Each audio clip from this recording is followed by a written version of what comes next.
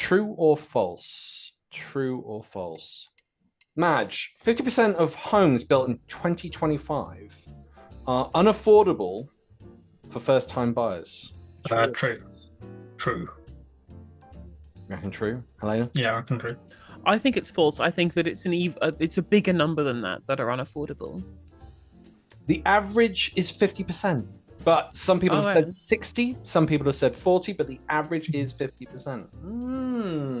NJ. This year, Donald Trump danced on the roof of the White House. True or false? He did indeed do that. Madge? No, go true. You sound really certain about the answer, so. It is true. What is false is that he danced to the YMCA. People just dubbed that in. Once people thought that was true. He does love the YMCA, though. This is his favourite song. Yeah, it's very true. Madge. A third of councils filed for bankruptcy this year. A third. Yeah. True or false? I think that's false. I think that's false as well. I think it's there was a significant number. I think it was like between 10 and 20, but I don't think it's a third of local authorities. I don't think it was that many. You both said false. It's a fifth. It's a fifth of councils, but that's still that's a lot. That's close, man. You know all those things. I mean, apart from Trump on the dancing on the White House roof, those are all the things you'd expect to see in a crisis. Like historically, those would be economic crisis signs. And some of them, I think that Woking's like in the billions or something like that. Or it's high millions. I can't remember how much it is. It's a ridiculous amount. Like their debts, some of the council. Is that possible? I think it's hundreds. It might be the hundreds of millions. Let me see Woking, because they borrowed loads of money from the Conservatives. Council debt. That's never a good thing. It's like getting money off a loan shark. Okay. So Woking Council effectively bankrupt, having issued a Section 114 notice. Unprecedented 2.1 billion debt as of April 2025. I don't even know how you do that. Well, it's almost a Thurrock Council. Thurrock Council had a very similar thing. They made a bunch of dumb bets, and they went bankrupt as well. When I covered it, what they did was the Conservatives cut all the money they gave them and said you can have these loans, these cheap interest loans, and in the end they started playing Monopoly and it didn't work. Somehow they lost. That's insane. Yeah, that's actually insane. I've heard of schools getting into hundreds of millions of debt as well. I don't know how a school does that. How is that allowed? But all it says to me is that the government isn't putting enough money in. No, I mean, the council. Yeah, it's not the council's fault. I did like how. Go on. I mean, when it comes to local authorities, block grants on average have been reduced by 30% since 2010. Although that's gone down since there was a slightly greater council funding settlement. I think it was in the last budget. It might have been the last year's budget. Either way, there's a reason why councils keep going bust. It's because the Tories underfunded them for over a decade, and then they sold off all of their assets to plug those gaps, which means they now have no revenue generation outside of block grants and council tax, and people keep wanting council tax frozen. Wow. Helena, Trump posted 160 posts in one night this year. True or false? Oh, I mean, it certainly sounds believable, but I'm going to say false, just in case. I don't think he's quite as a prolific tweeter as Elon Musk is. He is getting older. Is it possible for him to stay up all night posting? The Adderall keep him awake. I wonder if he got a bump of Musk and got something like Trump in a K-hole. Oh no. 160. Hypothetically speaking. Madge, I'll go false. Yeah. It's true. 160. 160, December 5th. 160 posts. That's childless behaviour, that is. That's a man who does nothing in his life. Madge. This year, Starmer accidentally shook hands with the South Korean interpreter before the Prime Minister, and it seemed clear that he mixed the two up. True? True. I'm willing that to be true. That's so Keith. That is like peak Starmer. It is true. Yeah. Reminds me of when what's his name? Jeremy Hunt got the race of his wife wrong. The ethnicity of her wrong. Yeah, that's up there with that. Okay, NJ. Bonnie Blue obviously came out and said she's supporting Farage. But did Farage reject her endorsement? So we're going to say Farage rejected the endorsement. True or false? False. I don't think that he rejected the endorsement, because I know that there was a speech where Zia Yusuf, it was Danny Kruger, said that he welcomed all support for Reform UK, but I don't think Farage has rejected it. Yeah, I'll go same answer as NJ. False. I don't think he's spoken about it, Farage. No, he was happy with it. Broad church, apparently. So in the church, Bonnie Blue. I don't think you can say broad church given what she does. I don't think you could say broad church. Or what they do. Yeah, you got to say something else. Yeah, broad tent, big tent. Well, they do have a lot of flag shaggers, so. Sorry, is that too much? No, I think it's merited given that we're talking about the biggest clowns. I mean, there was a guy who died trying to plant a flag on a lamppost, so like. Real Darwin Awards moment. Yeah, top 10 Darwin Award winner, really. Oh my word! I haven't.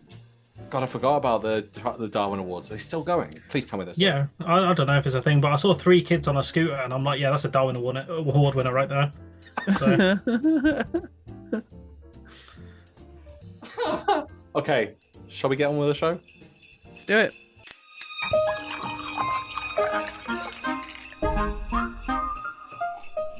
Welcome everyone to the 2025 Sunday Roast end of year recap, and we have a very special guest with us. No Justice, can you please? Not that you need much of an introduction these days, but yeah, please can you introduce yourself? Hi, my name's Helena. I am at No Justice MTG on all of the platforms. I'm a UK streamer covering UK politics from a socialist perspective 6 days a week. If that sounds like your thing, please consider dropping a follow. My name's Helena, for people who don't know, and I host Novara Media's Novara Live every Thursday. Bravo on getting on. I keep getting it wrong. Is it Navarro or Navarro? Navarro. Congratulations on that. That's an accolade and a half. Are you able to discuss how that came about? Oh, they contacted me originally after I did that call in with Rachel Reeves, where I told her own quote and surreptitiously said, "This is a quote from a famous economist. Do you agree?" And she was like, "No, actually, I don't agree." And I'm like, "Well, turns out the famous economist was you." So, and then from that, they covered it on their show, wanted me to get on to talk about it. And from them wanting them to get me on to talk about it, their audience liked me, and so they kept getting me in. And then they kept getting good feedback. So they want to get me on a more regular basis. I've been doing that for the last 2 years. I've got a quote here from a pretty prominent economist, and they say that Labour needs to provide an alternative for aggressive policies being prioritised by the Conservatives. The banks and those earning more than £100,000 could quite easily contribute a little more, and unless they do, inequality and poverty will inevitably soar in the months and years ahead. Do you agree with that statement?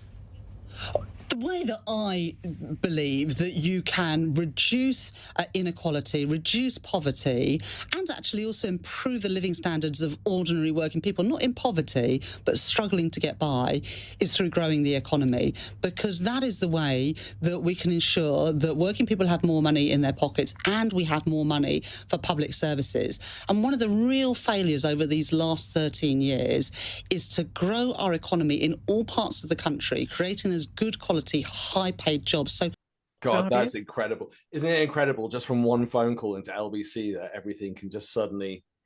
I mean, that's why I have the career that I do now. I can be a full-time streamer because the time that I needed to be able to dedicate 100% of my time to making content was the problem is that you can't support yourself on like the money that you get to start up with. You need a buffer, and Novara getting me some slots a week to be able to co-host or host their show was the buffer that I needed to be able to have the financial support to justify spending all of my time making content. And now it's enough to support a full-time career on its own. It's incredible, isn't it? But it shows that YouTube can work. It just takes a lot of hard work and a number of years. And a significant amount of luck. Do you reckon?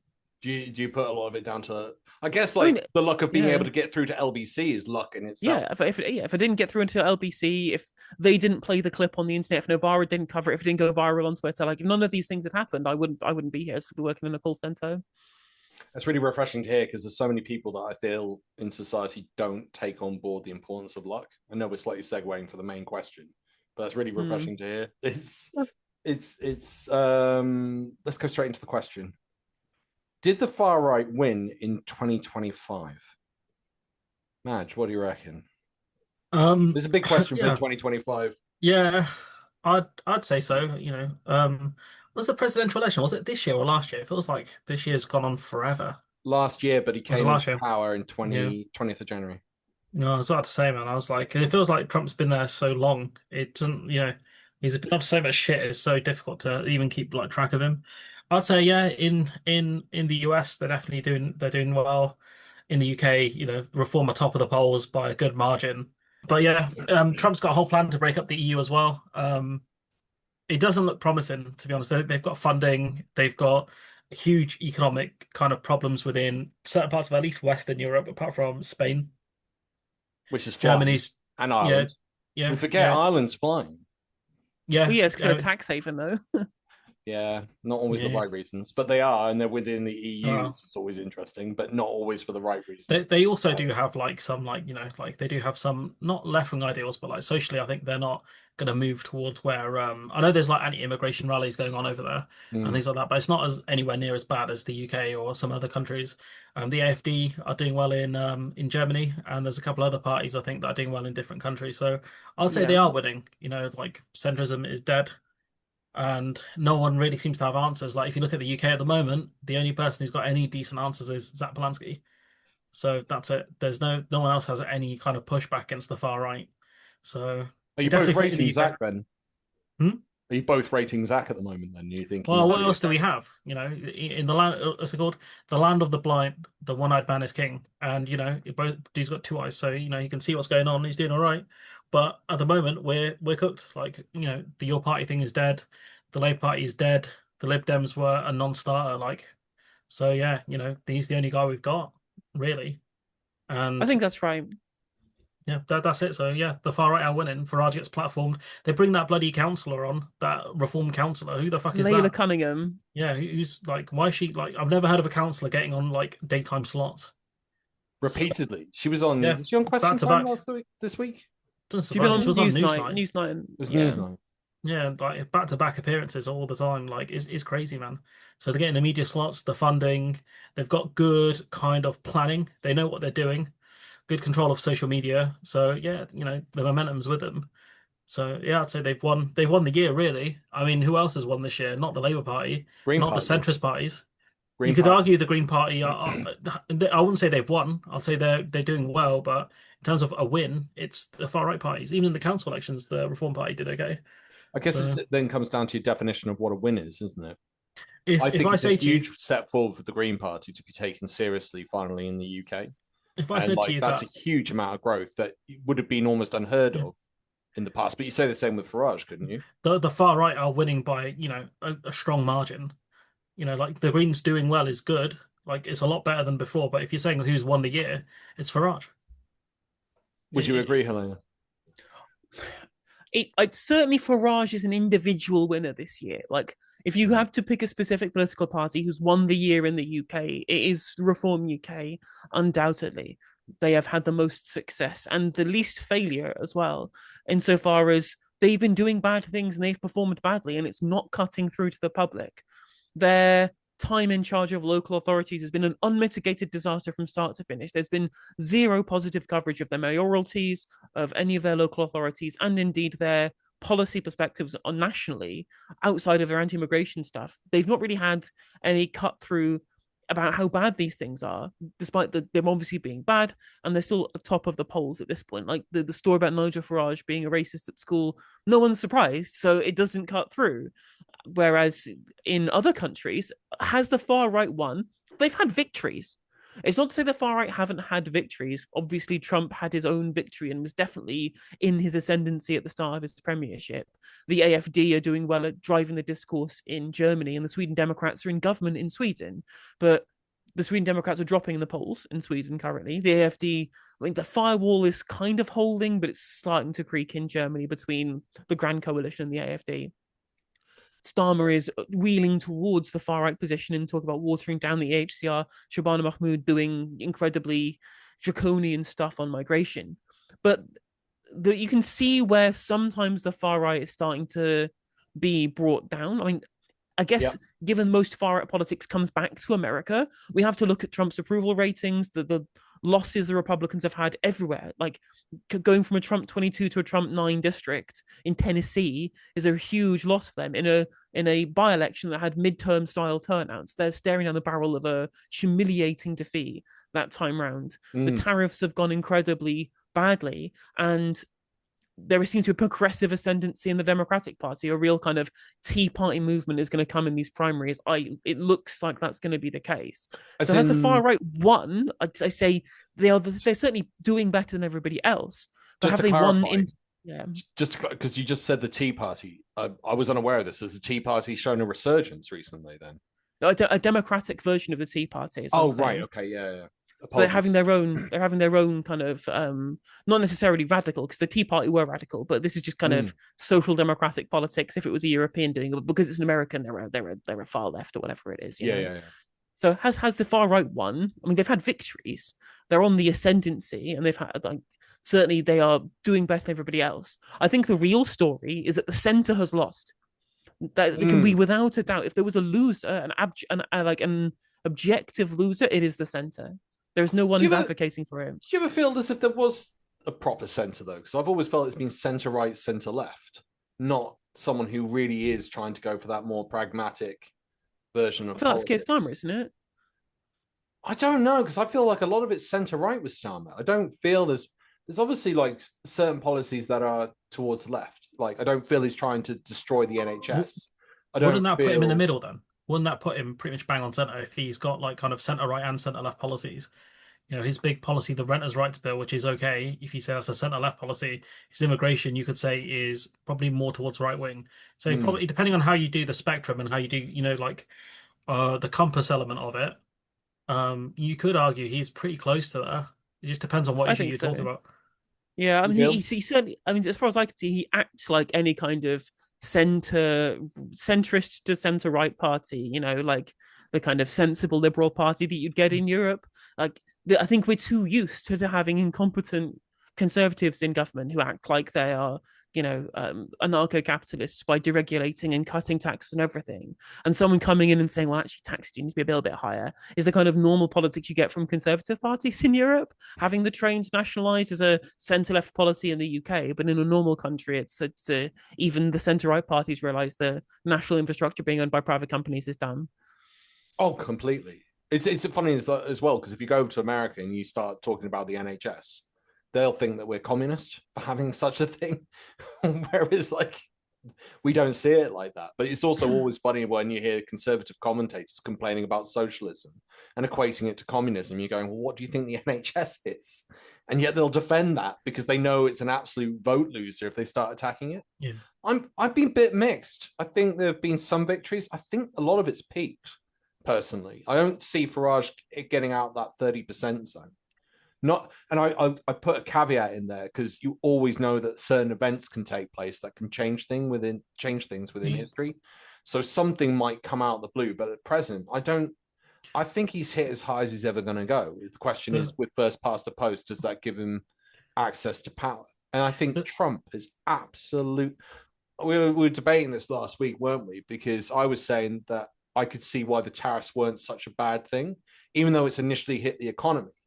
I was pointing out that there was a hell of a story during COVID where the military chiefs in the US met with President Biden because they realized when COVID kicked in that all their military supplies were being built in China and that they had no industrial infrastructure in the United States. So if they ended up going to war with China, they'd have no actual resources. They'd have to build everything from scratch, which is hilarious, but also said quite a bit about there being a lack of industrialization within the United States, which we can argue is quite an important thing. There's a lot of evidence to show that Nixon and Reagan both deliberately outsourced and got rid of industrialization in the United States, so they got rid of trade unions because of the pushback and the effects of the 1960s. And I go, trade unions have done a lot for our rights. There's tons of examples both within the UK and the US where it was the unions that came together that said, no, we're going to have minimum working hours, we're going to have a minimum wage, and we're going to put pressure on you to do that. So there's an element of me going, actually, maybe those tariffs aren't such a bad thing if you want certain conditions. And I would like to see the power of trade unions come back. I've worked for companies. If I go to my boss on my own, I'm unprotected. If I'm in a union, there's a group of people I can go to, and it gives me a balance of power that I wouldn't ordinarily have. So going back to that question, I think the far right are reaching a peak, and people are going, this is shit politics. But go on, you were going to say. I mean, that's certainly what you see in countries governed by the far right. The Sweden Democrats are not popular anymore in Sweden, having been in government and being shit. Same with the Finns party as well in Finland. Since the Social Democrats were out of power, people have realised that they're terrible in government, and they've massively dropped in the polls in Finland. When it comes to the reindustrialization thing, well, what I would push back on is I would say that again, I don't disagree with industrial policy. Obviously, you know me, I love trade unions. But I don't think you necessarily need to have a huge protectionist program to support trade unions.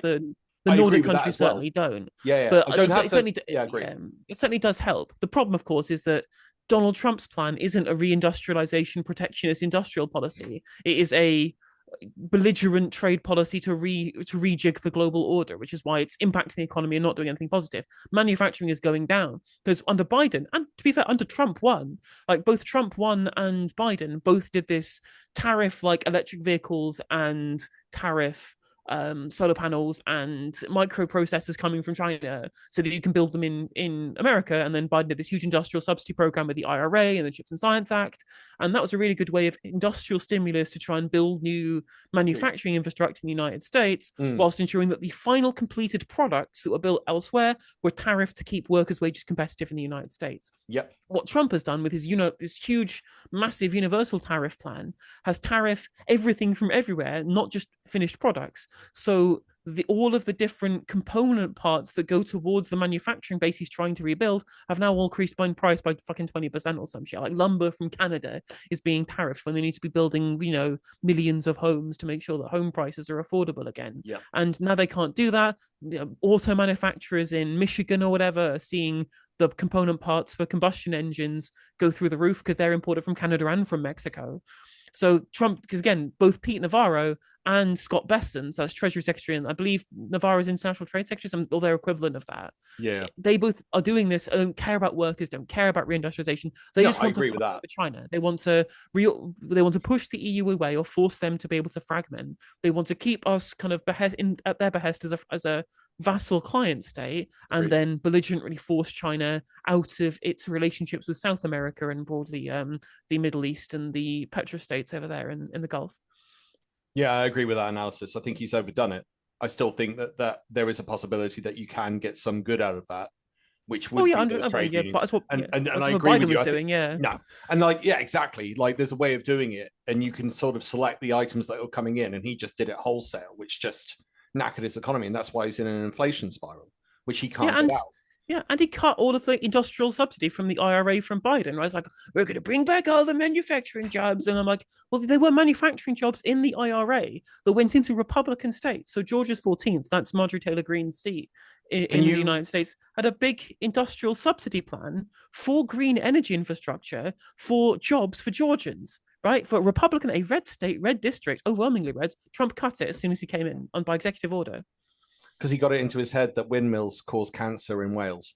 It's woke jobs. Like they don't care as long as the jobs aren't woke, Yeah, which is just absolutely insane. Well, it's the fossil fuel companies, isn't it?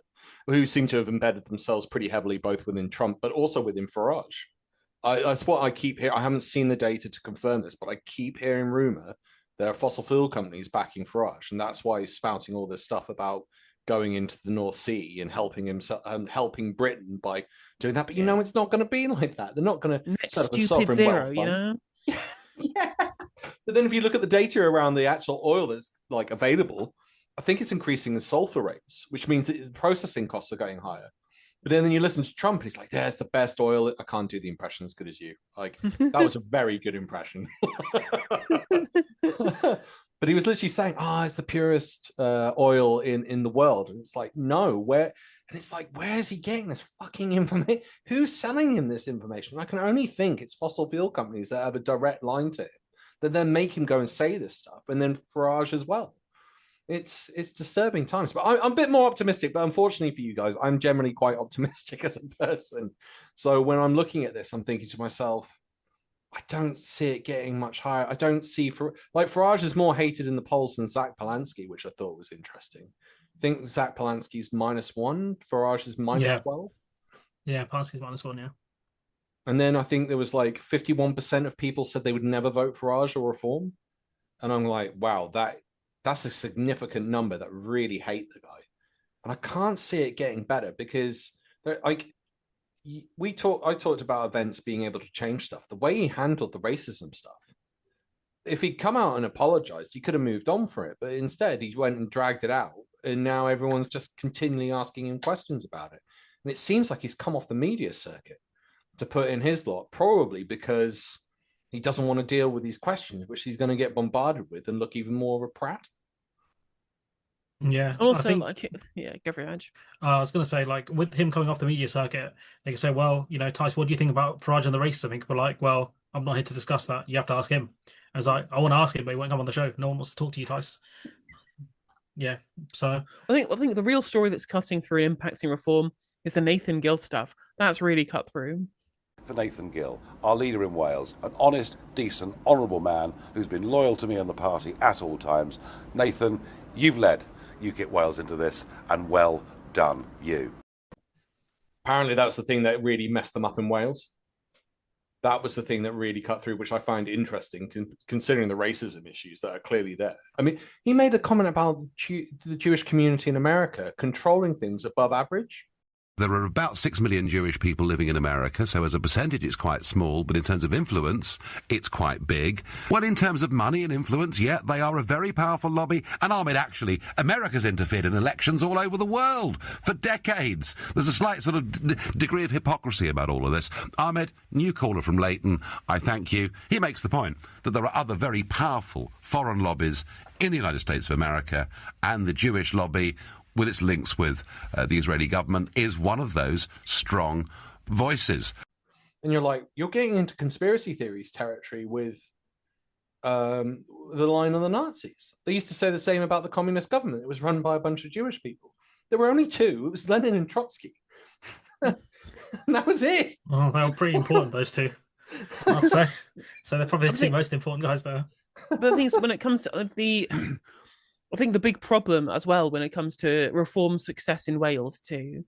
Now, there's obviously the Nathan Gill stuff. And again, the link between Reform UK and Russia, that's going to be really big. Obviously, you've got UK army chiefs saying that we need to prepare to send our sons and daughters to war. And I'm like, well, we don't need to. Russia can barely get through Ukraine. They'll come for the rest of Europe.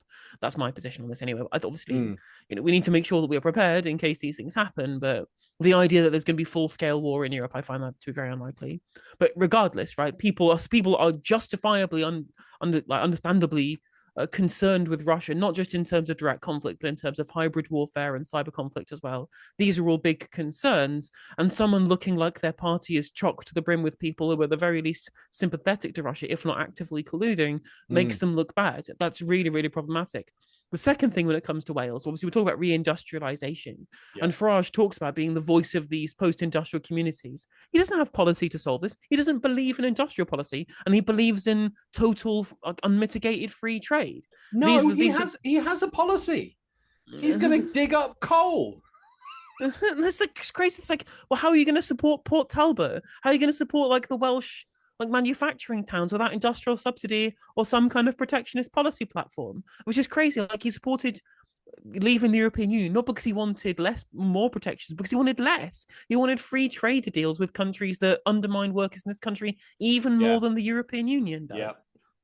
That's the thing that I always found with the whole Brexit argument. There were two sides. There were the sort of what I'd call the Brexit elitists, who were like free trade with the world. Sod the workers in the UK, just bring in stuff. That's why they backed Patrick Minford. But you had the other group within the Brexit voting group who were probably more working class, maybe middle class as well, who were like, no, bring back industry. I remember, I can't remember the name of the town, but it was a town that got an EU dragon put up in its town centre. Did you ever see that? No. And they were interviewing people about this dragon. They were like, why have you put a freaking dragon in the middle of our town square? We want a factory. But in one sense, it is pretty. That's all it is. Yeah. It's cosmetic. If you have somebody die and you don't give them cosmetic surgery to keep them alive, that's not going to help. The town is dying. The borough is dying. And it needs employment. It doesn't need pretty bollards and wonderful looking dragons and a clock that doesn't keep the right time. But they didn't seem to equate that was the UK government's fault, and that the EU was there just to give you a bit of a supplement to make sure you didn't starve, or we could help regenerate your town a little bit. I've also never been to a place with so many blue EU flags adorning all these new buildings. They're literally everywhere. That's because the EU has funded a sizable part of all the regeneration here.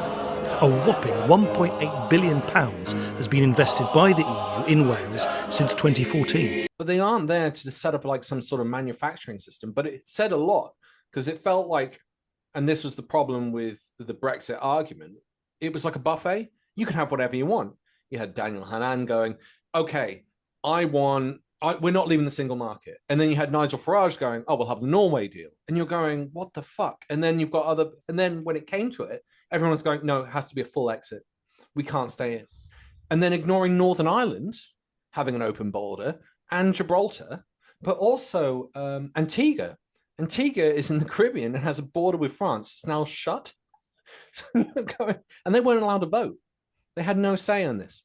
They were just forced to implement something. So you just go, the whole thing was a complete mess. Sorry, Elena, I feel like I took over your industrial point. I mean, you basically covered what I was going to say. What I would say, I would add to that is that the EU, whilst it has free trade internally, it's a protectionist bloc. The EU protects its own manufacturers through tariff policies from China, from places in Southeast Asia that produce stuff cheaper than we do. They have a protectionist policy. Yeah. Whilst it may be true that there are some jobs that got undermined by access to the single market in this country, like haulage, for example, in terms of the broader manufacturing base in this country, there were certain parts of it that were protected by EU tariffs. I mean, we weren't getting flooded with like cheap BYD and Xiaomi vehicles, which we now are doing because we currently have no tariffs against China. Like we're talking about putting all this money into electric vehicle production in Ellesmere Port, like the Vauxhall place that got the Luton kind of manufacturing stuff got moved to, and I'm just like, well, why would we buy an electric Vauxhall for twice the price of an electric BYD? Yeah, because there's no trade policy. No, and that was the whole point, wasn't it? It was Singapore and Thames. Everything's open, and that was Patrick Minford's only argument. And it's wild that how on earth have we got a situation where Nigel Farage said, if it's a disaster, I'll leave. So I know it's going to be that great. And I think he also said on the BBC, the worst case scenario is that we're better off than where we were. To now 30% of the population going, I know, I'll rebet on that guy and he'll fix this problem. How have we got there? It's not real Brexit. It's not real Brexit, right? Because of course, as you pointed out before, everyone who has this buffet opinion of Brexit, whatever it is to me, means that anything that Brexit becomes afterwards has nothing to do with them, because it wasn't the Brexit they had in their head when they ticked the cross next to the ballot paper in 2016, and it's the same. Trump does this too. If you ever read his speeches, obviously they're nonsensical gobbledygook, but what they all have in common is that they allow people who are listening, they're vague enough that everyone listening can imprint their own opinions on what Trump says. As long as he has as long as there's a cult of personality underneath that, they will, as long as they like him personally, they will read into whatever he's saying, what they want to hear. The problem is the opposite becomes true when they're suddenly not bought into the project, which is what is happening now. Right now, the answer to what we're going to do about grocery prices is we're going to bomb Venezuela. Suddenly, that doesn't really have much cut through the public anymore. There was also the fact that he was saying the prices haven't gone up.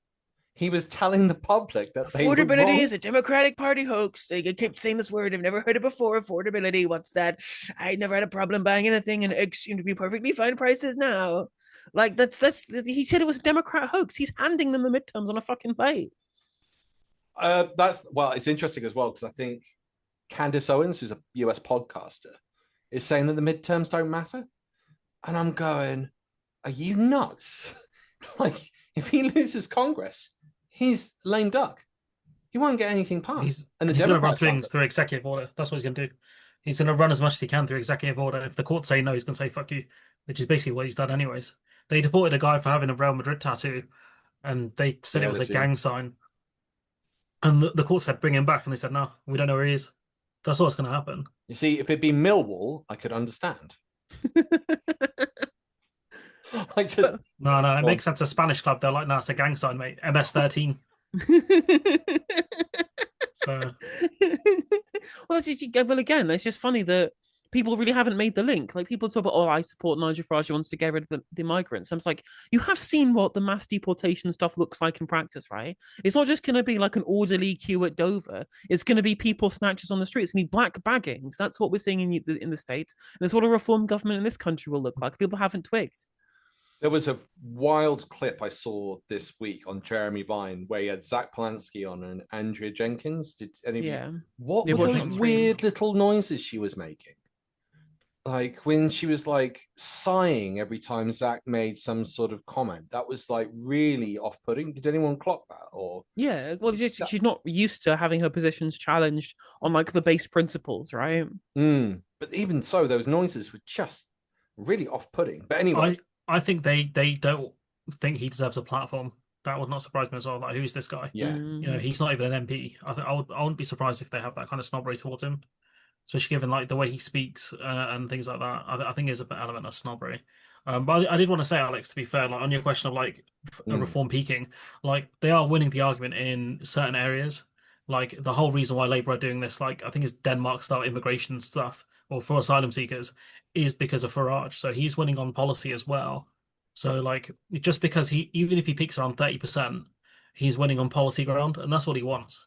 Like the guy's never really wanted to be in charge for a while. He just influences stuff, and he gets away with it because if he never wins, they can't blame him for any of the bad things happening. But he does win on. He does get what he wanted. He got the Brexit he wanted. He got shorted the pound. Yeah, I think so. He got the Brexit he wanted. Because he knew we could stay in the single market because he ran on immigration. One of the 4 pillars of the single market is freedom of movement. And what did he run mostly against? He said, I want to keep the free trade, of goods, services, and capital. The one I don't want is immigration. And the EU are never going to stand for it. There was just because our economy relies on migration post 2016. At any point, like Philip Hammond would have gone to Treasury and go, "What's the projections?" And then they're just like, "Well, we're fucked because of labor productivity, and you're incentivizing all these high skilled European migrants to go back to Europe."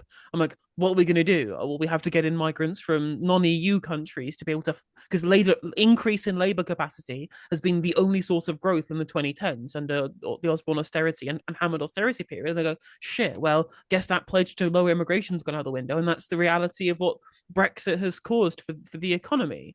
And the second thing, of course, when it comes to Nigel Farage and migration policy, I guess, is although he's the wins that he's managed to get through, is that sorry, I've lost the point I was going to make. I'm sorry. That's all right. I think I get where you were going with it. It's down to the migration policy. So I'll just add into that. The birth rate's a problem. If you want a capitalist system with pensions embedded in, you need a growing population at the base, a younger, larger population to support that pension system. It's at 1.44 at the moment. It needs to be, some people say 2.1. I think it needs to be at 2.4 to 2.7 to sustain that. And no one's talking about that. And no one's, like, I think Farage and Starmer both talked about getting rid of the 2-child cap. Starmer, I think, has done it, though. Is that correct? Has he said he's going to get rid of it? Got rid of it in full, yeah. Farage did pull back on it and say, I think he wanted to get rid of it for parents in work. He did pull back a bit because he got a lot of stick for it. So, yeah. Well, 60% of people who are affected by it were in work. I remember what I was going to say as well, sorry. But the other thing that Farage has got that he wanted was further isolating Britain to keep it close to America. Yes. That was because obviously that was one of the things that drove Brexit, was this idea of getting the UK out of the EU so become a vassal state of the United States. That's the Trump plan, as we're seeing from their international trade policy. And that's what Farage wants, because he wants us to be more like America. Like we want to trade with the rest of the world. We've got an India trade deal now, got an America trade deal, got Australia trade deal. Yeah, because they've all done such brilliant work. I mean, I think I've seen a couple of the people on GB News and from the Reform Party trying to claim that actually Brexit's been a success. It's like, to who? General public aren't feeling it. That's why they're going to reform. But even as I said earlier, why are you voting in the people that caused economic destruction? Well, then you get the odd group of people coming in and saying, it's someone else's fault. It's less. Oh, that's the other one. They'll say it's less than what the prices are increasing in the EU. And I just go, but that's not what he promised. They said it's going down. It's not going to go up in any way, shape, or form. It will just go down. And this has completely failed. And yet they're still going back. And you're right. Maybe it is about immigration. But the fact is, I think even Farage recognized 250,000 UK people left the UK this year. And if you then add in non-UK people, then you would find it's about 500,000 to 600,000, I think is the estimate actually this year, because it's gone up. So for the last 3 years, we've lost 500,000 people each year. And if I'm correct, that's the size of Birmingham. Is Birmingham 500,000 or is it more than that? Someone's going to fact check for me, aren't they? Oh, we do that right now. No. Whenever I've got there, it feels like it's full of people, way too many people. Or maybe it's Glasgow. 1.15 million in Birmingham. Yeah, so then Birmingham over 3 years. You've lost Birmingham in 3 years. The whole of Birmingham's gone. And then, as you pointed out, we haven't got other people coming in. And if they want to shut that border and you've got a low birth rate and people are leaving, I'm going, what the fuck are you going to do? You'll have an economic collapse. You're also losing a lot of people's skills. You're losing a lot of people. You're losing a lot of people's skills as well. Because if you want to leave, you're going to need to get a visa, and other countries have much higher visa standards than us. Yeah, like unless you're wanker, you go to Dubai. And their plan is to cut £150 billion of public spending a year. Like, that will almost certainly affect a bunch of things that are going to go into the things that we need to give people skills, to do public investment for people to integrate, right? On pension contributions, on the state pension. This, like, you can't cut that much money and keep the same infrastructure that's necessary to have a population that's actually going to be good for productivity. We've only just started to see a rise in multi-factor productivity coming out of the pandemic, right? Because there was that decade of stagnation under the Tory austerity where, as I said before, the only increase in productive capacity came from increased labor capacity, just more people doing works of migration. But in terms of overall productivity gains, i.e. innovation, making people better at working, so they could produce more in the same amount of time, none, literally none. From 2013, I think, to 2019, no multi-factor productivity increases whatsoever at all. It's only just started to come back.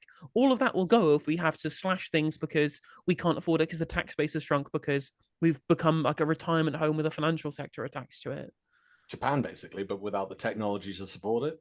Exactly. That's the thing. That's what Japan has that we don't. Sorry. Yeah. I was watching a video showing an automated tractor working on a GPS. And there's no driver. And it's ploughing the field because Japan's so short of workers, of people.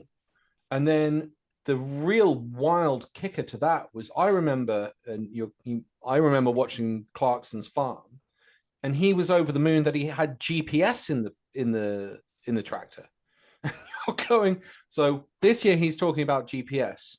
Last year, so in 2024, Japan had already rolled out automated tractors. That's how far behind we are in terms of tech. And I can't figure out why, when the tech is on the opposite side of the world and we can fly over there rapidly and get that tech. Has developed fully autonomous tractors that can plow, plant, and harvest without a single human touching the controls. These machines use GPS accurate to within 2 centimeters, work 24 hours a day, and never get tired. Why is it not being brought over here? Japan are probably not exporting it. They have so they're probably not exporting it. Like, they'll probably make it for their domestic base and just not care. To be honest, it wouldn't surprise me. And yet we've got this amazing trade deal that was claimed to have been actually it wasn't amazing, was it? Because I think Emily Thornberry tore Liz Truss apart over the Japanese trade deal because she wouldn't release the figures. And it turned out the trade deal with Japan was worse than when we were in the EU. They're all rubbish, though, because the EU has a thing where it's like you can't give other countries a better trade deal.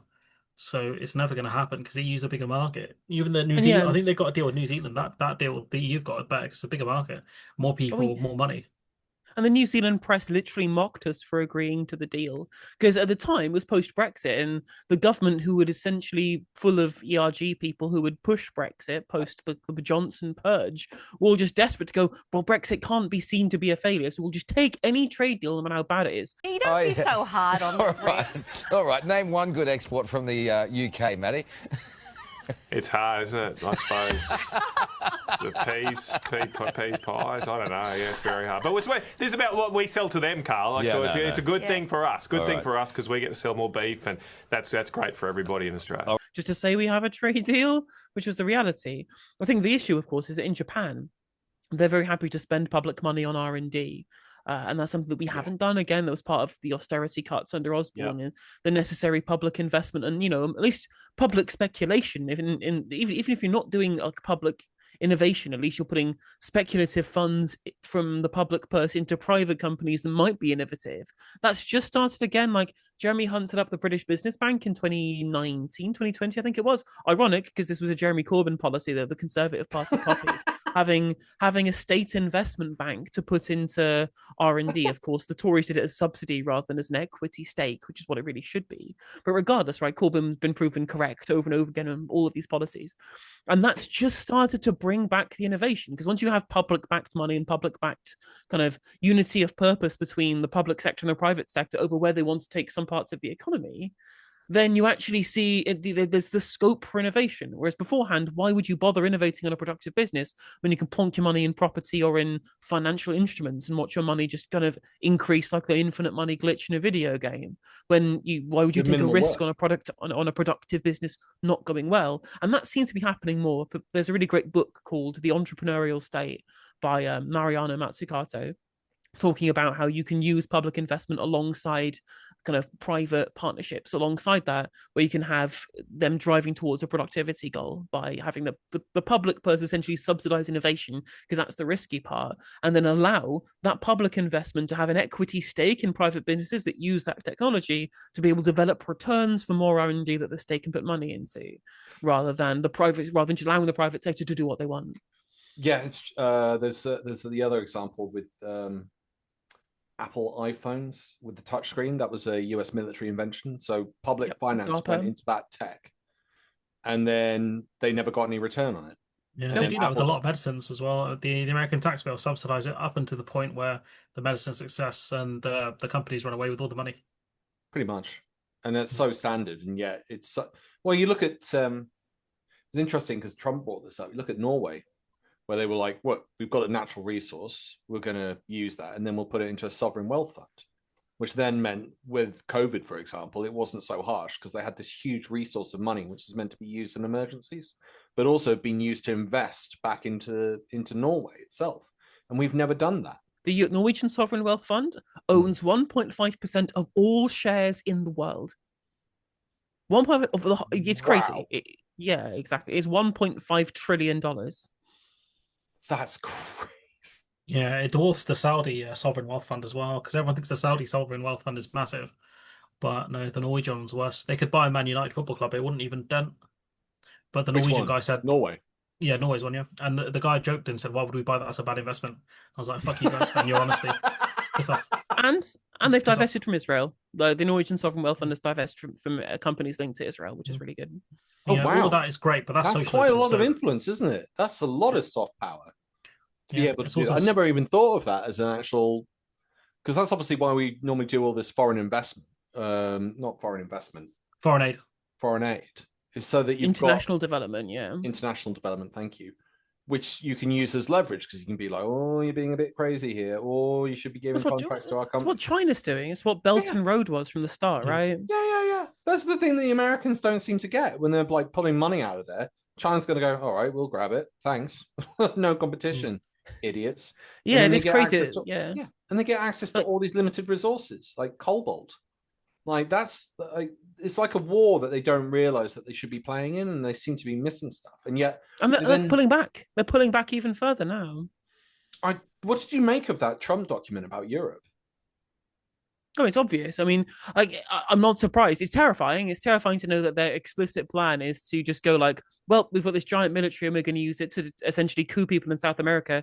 Europe can go fuck itself, even though we have like kept them economically and politically yoked to America in exchange for military protection. Like, that's what I find really frustrating about it. I'm not a NATO fan. Like, I think we should have a European Defence Alliance and tell America to go fuck themselves, which is, I'm fine that this is what's happened now, but maybe we should have prepared for this beforehand. Like Zach Polanski 6 months ago saying that America is a unreliable ally, and everyone's saying he's an idiot, he's putting our defense at risk. And then Trump openly says, I am pulling out of defending Europe, and suddenly Zach Polanski has immediate vindication. But the when it came to the attitude of America was this idea that, we spend all this money defending Europe and they don't even give us thanks or spend their own money. I'm just like, do you think that this was something you did out of the goodness of your own heart? Or do you not think that there was something that you did in exchange for having an economic power over Europe, over using Europe as a military base yourselves, right? Like NATO countries allow America access to build military bases on their territory. You know, exclusive access. Exclusive access surrounds Russia. Yeah, no Russia, no China. They've got exclusive access to the whole of Europe. They can trade with the whole of Europe. They've got leverage with the whole of Europe, and they've pushed out any rivals. And then they're complaining about it. It's also, like, it's such a basic Like, I think if Otto von Bismarck was to come back, he'd just run rings around all these people. Like, they haven't got a clue as to how global politics works. Like, and that comes through in the Trump doc. And it's obviously he's just been fed this by some fucking moron, probably Steve Bannon, maybe Jeffrey Epstein. And just gone, yeah, it's true because they're my mates. Why would they lie to me? Without actual any basic understanding of shit. Go on, Matt, do you want to? Yeah, the thing is, Europe buys a lot of stuff from America for defense because, you know, the UK, for example, we don't produce a lot. France is the only one that actually makes their own gear. Where do they think we're buying all the stuff from? You know, the F-35s, we don't build them ourselves. They're from America for the most part. You know, they invested so much money in military R&D, and the dividends are most of Europe buys from America. But what they want is for us to pay for their protection. That's what he said to Japan as well. Is why are we protecting you guys? You guys should pay us. It's like, brother, we buy all our gear from you. What more can you want at this point? So I think that's one of the main things they miss. And we pay in terms of our sovereignty. Yeah. We also have most of our stuff on lease, like those F-30. I think it's the F-35s that Palestinian Action graffitied, and also Trident we lease from them as well. So I don't know what more they want really. Like, we don't own our own stuff. The ones doing the spy flights from RAF Akrotiri, they're on Lend-Lease as well. They also gain benefits off UK territory as well, like the base we have in Cyprus. The Americans benefit off that as well, and Diego the Chagos Garcia. Islands. Yeah. So it's one of those things where, like, they can make the argument, well, you're gonna have to pay us to protect you, but what if we just say fuck off? We just say fuck off. We're gonna build stuff in Europe now, because, you know, Germany's even moving towards that. Germany have, like, realized their manufacturing base for defense industry is complete dog shit. You know, it's the one thing the French are good at. They build their own stuff. They have weird names for their own jets and stuff. No, not anymore. Since you know, they've only got Leopards. It's the production end they've got the problem in, though, for the most part, because their energy costs are, I think, quite high, and they have other problems as well where, you know, they've spent, Americans call it the peace dividend, where they've spent in other areas. They've spent that money in other places. They also have procurement problems like we have as well. So one of the reasons they shunted von der Leyen off to the EU is because of a massive scandal she had back when she was there. So, like, if they don't sort the production end out, which sounds weird because Germany are meant to be good at that kind of stuff, it doesn't matter how good the tech is. And they also have to have, like, the public back them as well. But, you know, it wouldn't surprise me. But, you know, that's what I mean. Europe can say to America, get lost. We'll do it ourselves. If you want money, if you want us to pay for protection, we'll put that money in towards R&D. We'll put that money in somewhere else, and you can sell your weapons to absolutely nobody. You can say who else is going to buy them apart from the Middle East. That's it. It's having the natural resources, which, strangely enough, I think we've just in the last 3 to 5 years. I personally think that Europe has got the resources to be completely self-sufficient. There is trillions of euros worth of lithium that's been found in Serbia. There's a problem with the locals. They don't want it dug up because they don't want the countryside ruined. But if you've got an unlimited supply of lithium, that then solves a huge issue with battery power. Then you've got Norway this year just discovered a type of black rock that is one of the most absorbent rocks you can use for solar panels. And I think it doubled the world's supply. So if you've got unlimited solar panels and you've got unlimited batteries, that is the beginning of the end of the energy crisis that you have, which then reduces production costs. But then if the UK finally gets fusion sorted, which I know everyone says, oh, it's always 20 years away, but with AI, it seems to have made significant progress. I think China just broke the barrier of 13.5 seconds for holding the nuclear fusion reaction. And that's a huge leap. That doesn't sound like much, but prior to that, it was like 1 to 3 seconds, I think it was. So switching to 13 is a massive stabilization. And I appreciate that's still a long way to go, but if that then kicks in, all energy costs are nullified. You have unlimited energy, which is a huge step forward. The power of the sun in the palm of my hand, is that where we're going towards? Because it didn't end well for that guy. It didn't end well for him. That's what I'm going to say. It did not end well for that man. Twice. So it's interesting. It's interesting that you mentioned how much of the innovation happening in Japan, Ryan. Lots of these things being automated. Do you know how many haulage jobs there are in the United States? Oh, I'm going to say 500,000. It's 2 million. There are 2 million people who work in haulage in the United States, right? What's the United States' plan for when this gets automated? There is none. What's the plan when 2 million people lose their job overnight? There's no plan. They've got no plan for it. When you're watching these robots in Japan, you're going within 10 years with AI, we're going to obsolete almost all jobs. Can you imagine Nigel Farage, the quintessential Victorian, being able to deal with this level of high tech? Alex, it's fine. You guys, it's fine. Look, the truck driver doesn't realize he's got a job in cyber. Well, it's just, I mean, we're looking at a real kind of employment crisis at the moment. People are looking at, was it 14% youth unemployment? I think that's the number at the moment, 14%. And people are looking at that going, well, it's because the Zoomers are lazy and they won't accept jobs they think are beneath them. Like, well, there is no fucking jobs, right? The biggest part of the jobs report that's seen a rise in unemployment is that entry-level jobs have been taken off the market because of AI, right? What's going to happen to these people? 40% of food in Japan is made inside automated factories. Yeah. Which we're not doing. But it then obsoletes even farming jobs or labourer jobs. I think you might be able to argue maybe like jobs that you use your hands with, because AI is still quite behind there, like plumbing farming seems to have been automated in Japan to a level that I can't even begin to comprehend. Tomato pickers use AI vision systems to identify ripe tomatoes, calculate the exact angle and pressure needed, and pick them without bruising. Japan is literally growing food in buildings run by robots, while the rest of the world still relies on manual labor and unpredictable weather. Like, they're not even using soil to produce this stuff. It's all indoor, 24-hour production. Like, I was actually blown away with that level of technological advance that no one's implemented over here. So I agree with you. I think we're going to have to bring in a UBI. Who's talking about that? And then you'll get like Tice and Farage going, oh, they'll just get lazy, so we won't do it. It's like, what do you want us to do instead? The problem I have is that we're getting to this point where we go, we'll have to have UBI so that people can afford to live in a world where all of the jobs have gone. I'm just like, well, how are any of these states going to be able to justify spending the money on UBI unless we own the infrastructure that is making people lose their jobs? The biggest problem that we have is that what this essentially is a productivity gain. We are creating the same amount of output with fewer labor hours worked. It's a big productivity gain, but that will mean that there is a level of economic growth that's tied to this. Where's that going to go?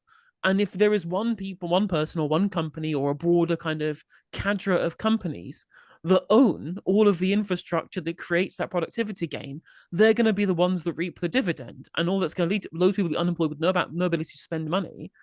And governments won't own the stuff. These are internationally mobile companies, right? So unless they're all going to get headquartered in Ireland or some shit, or in Luxembourg, unless we have an international tax treaty, essentially, to ensure that there is an equitable level to which that the productivity gains of all of these AI companies that take people's jobs away goes into state capacity to be able to fund that UBI program, we're just going to end up with a real we're going to have a techno-feudal society. Are you thinking that the state should own the robots, or are you thinking that it should be a high tax level, or is there another way? I am totally ambivalent totally open to any of these proposals, right?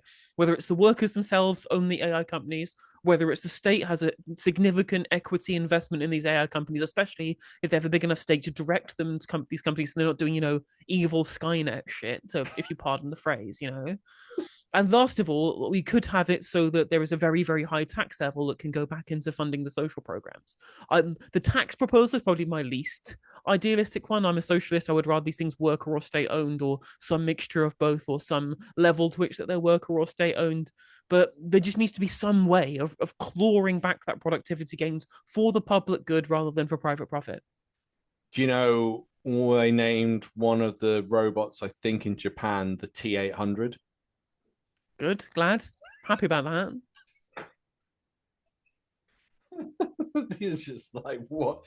Oh, you just go, when you hear stuff like that, you just go, we've got a bunch of tech nerds that are making technology that can wipe us out, and they're doing it quite happily without a care in the world, and they don't even realize the consequences or significance of what they're doing. And that's who's essentially becoming in charge. And it's terrifying as well, because again, you go back to history. When, let's say, I think even Elon Musk has brought this up, because this is one of the things he wants to do with his, didn't he call it Optimus? Is that his robot? He's named it after Optimus Prime in Transformers. I think it's. He should have called it Megatron. It would have been way funny. Should have called Everyone would have bought that. Yeah. All I can think of is the bit where they tape together the remote controls in Peep Show. We might need to tidy up a bit. And we might have to untape the DVD and video and TV and Sky remotes. The Megatron? But no. It smells wrong. I mean, the Megatron doesn't say urban freewheelers. It says so.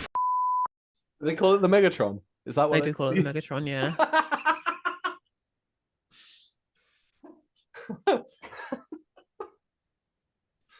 That's quite good. Sorry. There's a political fallout, I guess, from the Epstein stuff that's, I guess, interesting because of how it kind of ties into Trump. I think we've already kind of covered Trump at this point. We've already gone through all the Trump stuff. And, he's unpopular because of Epstein too.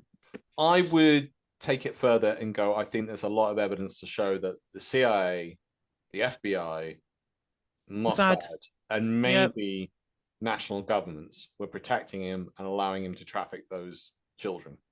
And I think that's the bigger story here.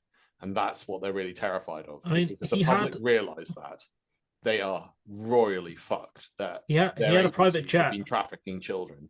He had a private jet that flew to the UK with a British victim. Like, what more do you want at that point? Like, well, according to Dix, that's not enough evidence to show that he did anything wrong. Who? Crusader Dix, former head of the Met. Oh, fuck off. She's an ED anyways. Like, the amount of problems the Met police have. There's that's that thing that the news agents covered recently with a police officer who was accused of there was a judge who was apparently involved as well, and an MD. And she let the police officer get away. She honestly, the biggest clown in any circus is her. But you realise that tracks back to the 1980s, because what the allegation is that the officer was going to care homes and taking children to MPs and judges and other powerful people. But if you listen to the people in the 1980s who say the same thing, there were several care homes for children. Their claims in Ireland, in the north of England, in Wales, that the exact same thing was happening.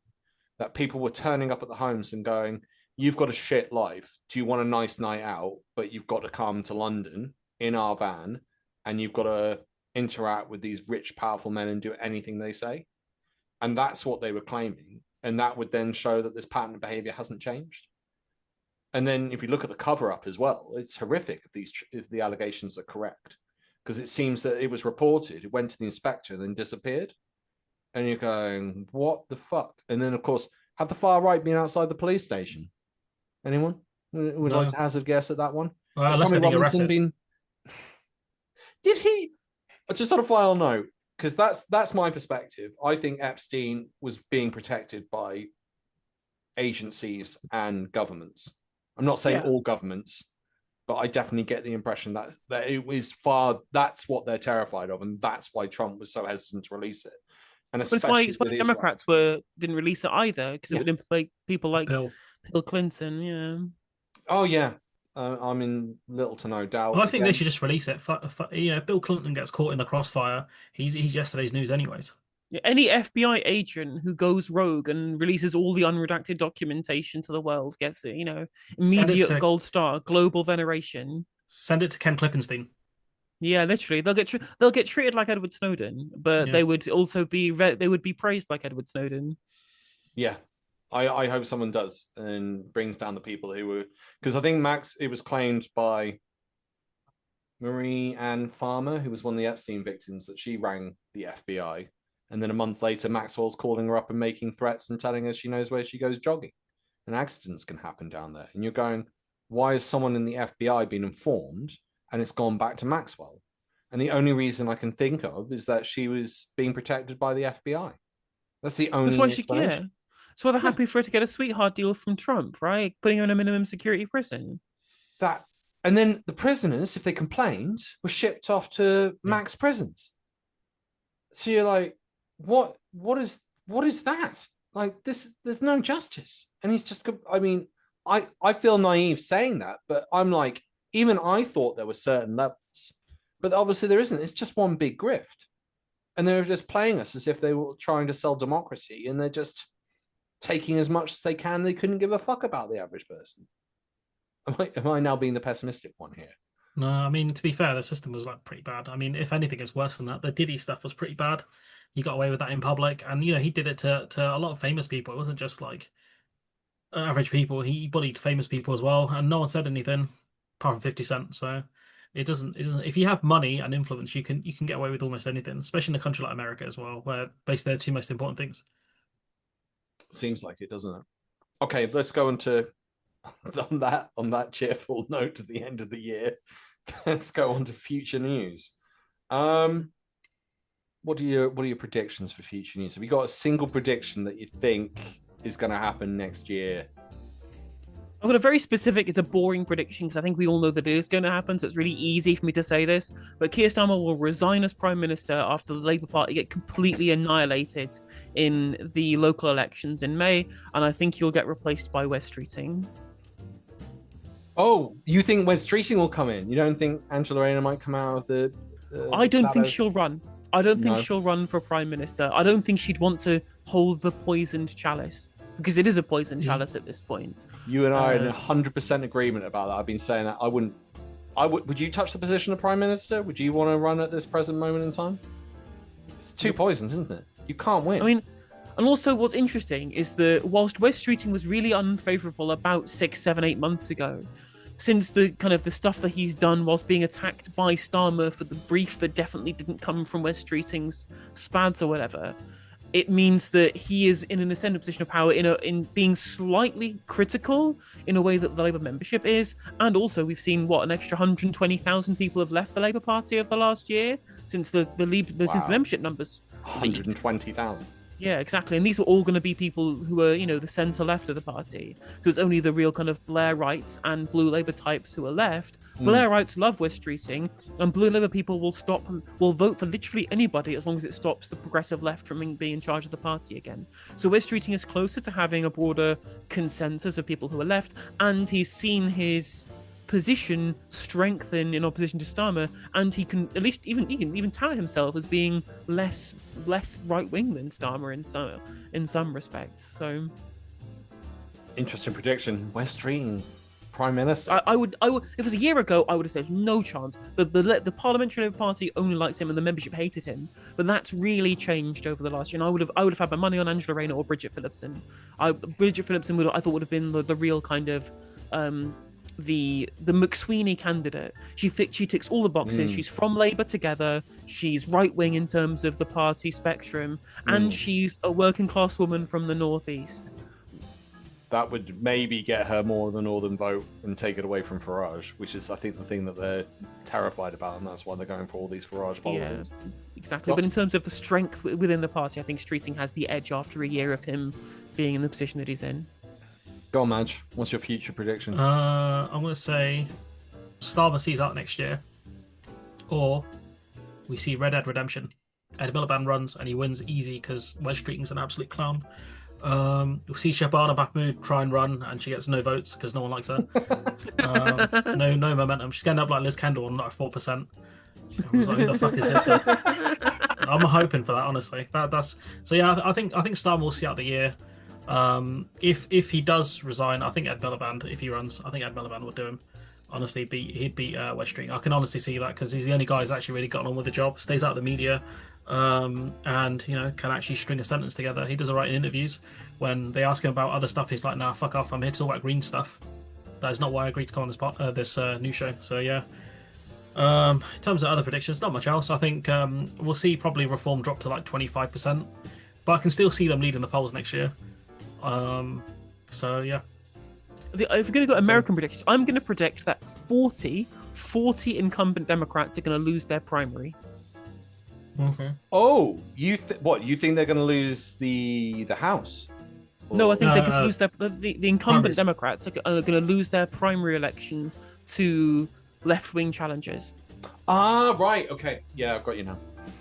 So I think that we're going to see that? people... Do you think people the centre's gone and you've just got to go either Bernie Sanders sort of style or you've got to go It's fighters versus folders. It's fighters versus folders. Like if you can't justify being the bulwark against, the spectre of Trumpism, the spectre of fascism in America, you have to go. Chuck Schumer has to go. Hakeem Jeffries has to go. We're seeing the primary campaign start now. We're seeing kind of, I'll revise my prediction that the centrist favourites the people who are being endorsed by the centre will lose, right? So you look at Janet Mills versus Graham Plattner in Maine. You're looking at, again, there are some incumbents, but some of them are establishment Democrats who are running to replace them. Like Janet Mills is the current governor of Maine, and she's running for the open Senate seat. And I think we'll see a lot of these establishment candidates who get endorsed by Schumer or Jeffries are going to lose to challengers to their left. And then I think those left-wing challengers will win in the general. I think we'll see. Will we have the vote? Yeah, we'll have the vote for the Congress, won't we, in November? Yeah, all the House seats up for election, a third of the Senate seats, and some governors as well. Yeah, I think we're going to see an absolute washout. I think. Guaranteed. Yeah, absolutely done and dusted. When you've got people like Candace Owens going, "Don't worry about the midterms; it's not important." I'm just like, that's cope. It's over already. It's it's over already, and you're just saying that to make yourself feel better. To be honest, that's what Labour said about the council elections this year. It's like, they always want to give the party a bloody nose. I'm like, you've been in charge for less than a year, buddy. So if someone wants to punch you in the face, it's not great. I think that's a good prediction, to be fair, with the primaries and stuff like that. I think Mamdani will continue working his magic on Trump, and like he'll keep saying nice things about him, which is hilarious. But yeah, I imagine not a lot of the money's going to leave New York, even though they have a socialist mayor in charge. I mean, they've seen an increase in people coming to New York since Mamdani won the election. It's increased. Migration to New York has increased. Because it's just sort of, wow, that's a big change. It was so weird seeing him in the White House and they were both chill with each other.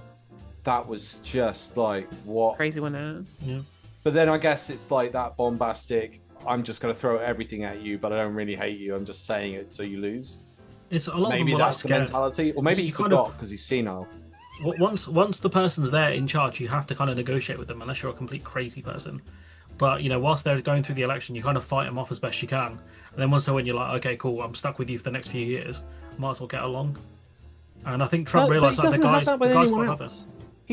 I don't get the impression he's done that with anyone else. I do wonder if it's because he's the mayor of New York and he likes New York and that's it. Yeah, I think that is it. I think that literally is it. I agree.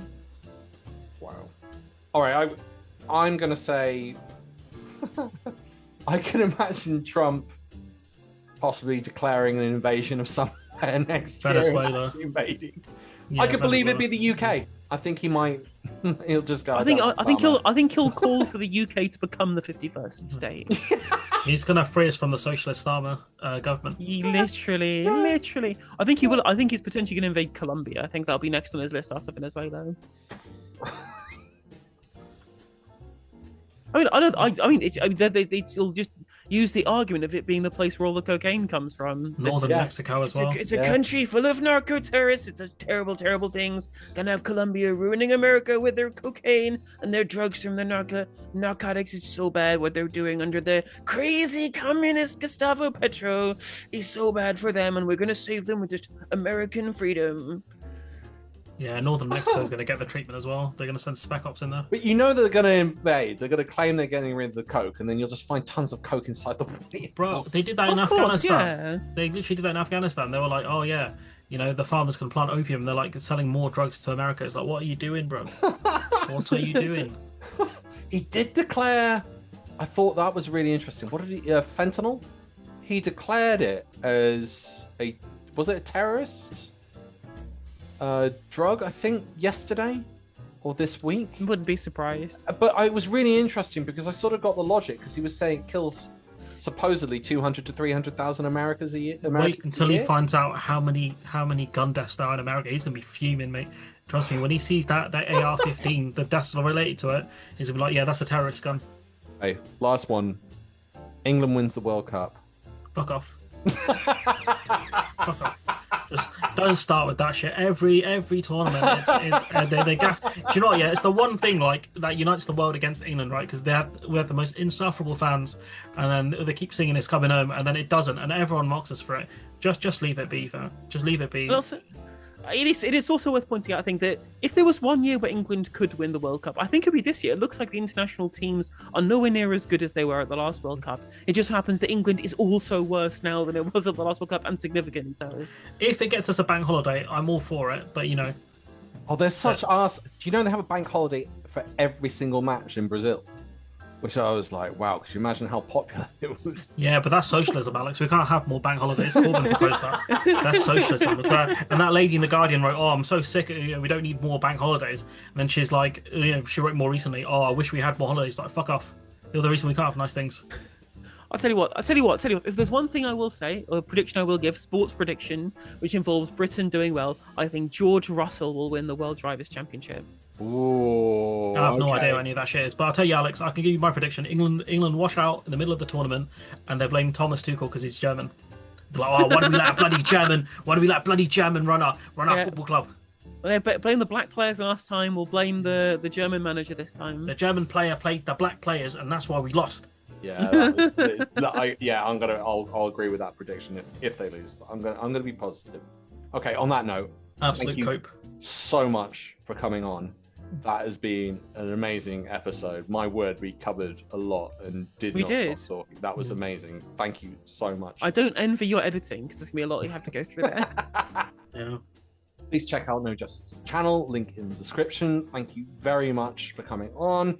And Happy New Year, everyone. Happy 2026. Unless you're Keir Starmer, Morgan McSweeney. Fuck off.